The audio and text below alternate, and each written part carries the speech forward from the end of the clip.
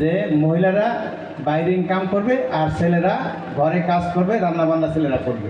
দেশ কিন্তু ওদিকে চলে যাচ্ছে, ঠিক কি না? হ্যাঁ,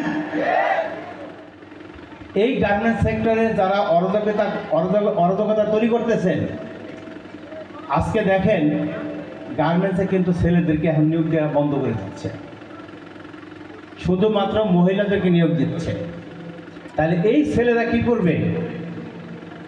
এই ছেলেগুলা কি করবে? আস্তে আস্তে ডে বাই ডে কিন্তু তারা বেকার হয়ে যাচ্ছে। তাহলে আমরা যে গল্প শুনছি সেটাকে ওই দিকে যাচ্ছে। আমরা গল্প শুনছি না ছোট্টবেলা, যে মহিলারা বাইরে ইনকাম করবে আর ছেলেরা ঘরে কাজ করবে, রান্না বান্না ছেলেরা করবে। দেশ কিন্তু ওদিকে চলে যাচ্ছে, ঠিক কি না? হ্যাঁ, তাহলে আমাদের ওই জায়গা থেকে বেরোয় আসতে হবে। ওই জায়গা থেকে আমাদের বেরোয় আসতে হবে যাতে ছেলেদেরকে রান্নাঘরে কাজ করতে না হয়। হ্যাঁ, ঠিক কি না? এই জিনিসটা খেয়াল করা লাগবে।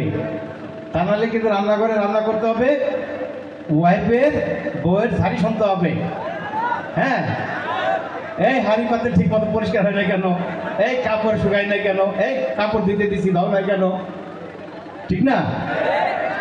এই জায়গা থেকে মাথার মধ্যে রাখতে হবে যে সমস্ত শ্রম নেতা বা শ্রমিক নামধারী যারা এই সেক্টরকে কনস্পিরেসির মধ্যে ফেলছে তাদেরকে প্রতিবাদ করতে হবে। তাদেরকে প্রতিবাদ করতে হবে যে তোমাদের জায়গায় তোমরা যাও। তুমি কি আমাকে গ্যারান্টি দিতে পারবা আমার চাকরির নিশ্চয়তা দিতে পারবা? পারবা না। মাস শেষে বেতনের নিশ্চয়তা দিতে পারবা? পারবা না। তা তুমি মাতব্বরি করতে আসছো কেন? তুমি মাতব্বরি করতে আসছো কেন? কি কারণে?